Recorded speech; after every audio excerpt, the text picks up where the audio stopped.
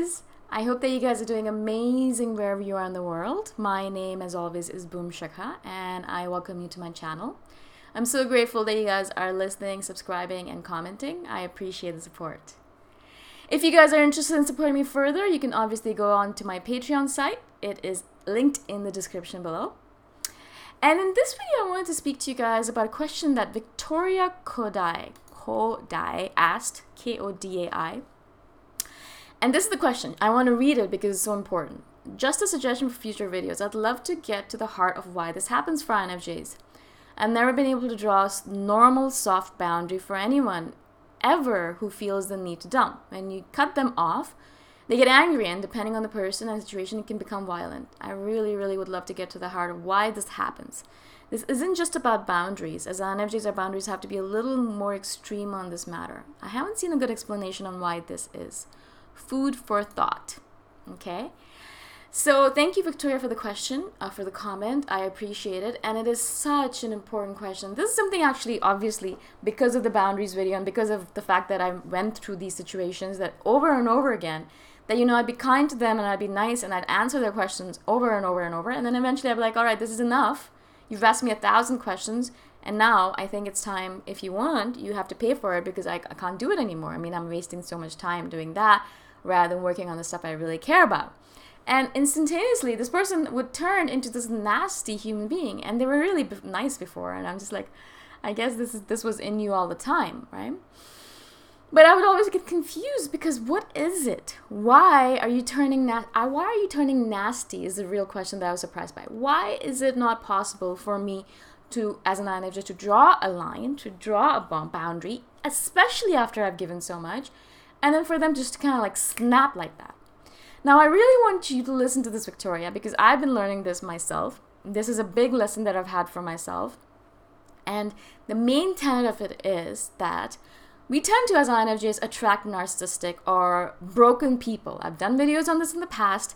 It's a really important question or a really important tenet that you guys need to understand.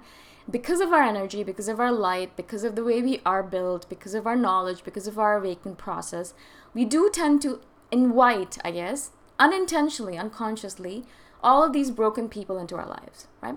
So the people who are coming into your life and asking you questions and doing all that stuff, they're not really healthy individuals. They're broken in some way. That's, of course, the reason why they're going to a stranger on the internet asking me questions, or that they're going to you, a random person, asking you questions, right?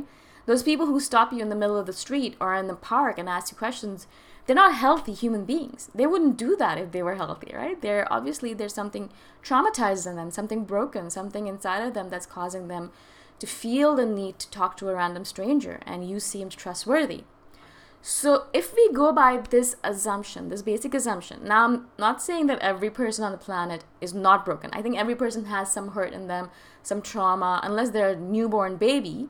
And even then, newborn babies can have some hurt as well that they've kind of carried over from past lives. So everyone has some level of hurt or trauma or brokenness in them. But I'm talking about the really broken people, right? Like, those are the people that really get attracted to us. They're the really, really, really broken people that are like, wow, I have nothing else. I can't do anything else. Oh, this person looks interesting. They look trustworthy. Let me go talk to them, right? So I think INFJs are the We're the kind of people who attract broken, really broken people, right? Okay, so these people are coming to you and asking you questions. Now, of course, if they're narcissistic or if they're broken in some way or psychopathic or sociopaths or anything like that, something is wrong within them, not in a bad way. That's just the way they are. I mean, human beings are broken in so many different ways. When they're coming to you and you are open and you're able to answer their questions, you're helping them out because you're an INFJ. That's your thing. We are counselors. If you're going to come to us and ask us for help, it's very hard for us to say no. Even now, when people ask me for advice and I've said no more free advice, it's extremely difficult for me to be like, okay, you said no more free advice, don't do this. And so I'm really have to force myself to say, okay, no, I'm sorry, I can't, because it really takes a lot away from me. So I really have to force myself for that, yeah? And that means that you're obviously forcing yourself as well. It's not easy for us to say no. It's very easy for us to say yes, of course I'll help you. Yes, I'll help you. Yes, I'll help you a little bit more. I'll help you. I'll keep on helping you. Even if it's killing me, I'll help you more, right? And so that's what we are. We help. We're counselors at heart. That's just who we are. And so we help them. right? And they are surprised because a lot of times these people have dealt with individuals who have not been helping them. In fact, they've hurt them or pushed them away and things like that. And they have this trauma associated with it. So all of a sudden they meet us and they're, very helpful. And then, they kind of obviously take advantage of it because people do that. They push boundaries. That's what people do. You want to know where your boundaries lie. And so people will push boundaries. Children do that as well. They'll push and poke at their parents to see how far they can go. And this is how adults behave too. They'll push and poke at their partners to see how far they can push them, or their parents, or their partners, or their bosses, or their workplaces, just to see where do the boundaries lie. Once they know where the boundaries lie, then they'll be like, all right, this is how far I can push this person. Beyond that, nothing, right? What happens though, that because these people have been traumatized because of the past, when you do close them off, because you're like, well, you've been pushing my boundary over and over and over and over again, and I'm sorry, but this is it. For an INFJ, because we're so kind, we have a hard time saying, okay, I'm sorry, but no more of this. You can go until this point, but that's it. We don't actually have a capability as an INFJ to, because we're so afraid of conflict and confrontation, another thing I've done a video on, because we're so afraid of that, we're not able to say it articulately. We're not able to articulate our thoughts on this matter. We're not able to sit down with a person and say, okay, so I know what you're doing. I know you're pushing my boundaries and I don't like it. This is my boundary. This is where it goes. This is the limit. Stop doing that. Stop pushing my boundary because it really irritates me and I don't want to door slam you. So please understand that. I like you. You're a good person. I want you as a friend. This is my boundary. Do not push me further beyond that. Instead of that, we'll just stop talking to them, or we'll door slam them at worst case scenario, or we'll really just be like, that's it. I don't want to talk to you at all anymore about this subject matter. Let's talk about something else, or like things like that. We're not really articulate about it. We don't tell them exactly what's going on with us. We just either want them to understand us without us saying a word, or we want them to guess. We're like, oh, you should know about me. Like, you should know this is the truth about me, kind of thing, right? And I'm like, well, yeah, no, they're not going to know. They don't know you. Also, most people don't care about other people in that manner. They're not like us. We're people studiers. That's not the right way to say it. We study people. We study people, we learn about them. Most people don't care about other people. They don't study them like we study them, right? So we know what the other person's like and what makes them tick. That person doesn't know anything about you unless you articulate it properly. So if we don't articulate it, we just door slam them, or we put a really hard boundary all of a sudden. We don't put a soft boundary. There's nothing like a soft boundary. And if you are putting it, then you're pretty much a healthy INFJ. And so for us, it's either a hard boundary or like no boundary at all. And I feel like that's the extreme that we work at. So if you are putting soft boundaries, great, good for you. Then you have nothing to worry about. But most INFJs are not having that conversation. They're not articulating their feelings, their thoughts on the subject matter.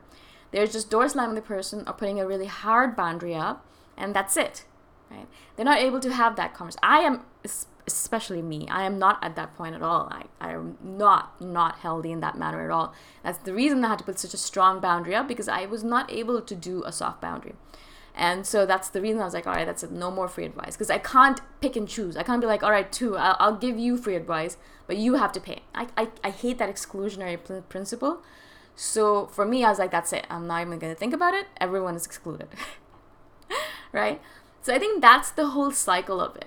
Right? And that's the main thing that we're missing in all of this. And all of the problems that INFJs have has to do with communication. I think that's one of the things that I've noticed over and over and over and over and over again, is that if we're having an issue in any aspect of our life, it's because we're not communicating about it properly to the persons involved or to ourselves. We have a really good way of, we're really good at lying to ourselves. And I've noticed this more and more as I go older, that I have been lying to myself in so many different matters that little by little I'm like, wow, that's a lie. How could I have believed it for so long? Yeah. So I think that's the cycle, Victoria. I hope I was able to answer this question. I hope that I was able to articulate it well enough. Of course, if you have any further questions on this, comment below and I will try to articulate it in another video, because this is such an important topic to speak about. Boundaries, I feel, are becoming more and more important, more and more crucial, especially as the world gets more overpopulated and there are more and more sick and traumatized and just needy people in the world because of the fact that they don't have community, because of loneliness, because of technology increasing loneliness, because of the fact that there's really very few friendships. Most people are spending all of their time alone. So this is creating a lot of issues, and all these things are causing INFJs to be the brunt of it because we're the saviors. We have this savior complex. We're the counselors. So people come to us to ask questions, and then we get stuck in the middle. Okay? Again, as I said, ask me any questions about it in the comment below, or I will either answer or I'll do another video to explain more. If you guys are interested in supporting me further, obviously you can go on to my Patreon site. The link is below in the description. And I'll see you guys in the next one. Bye for now.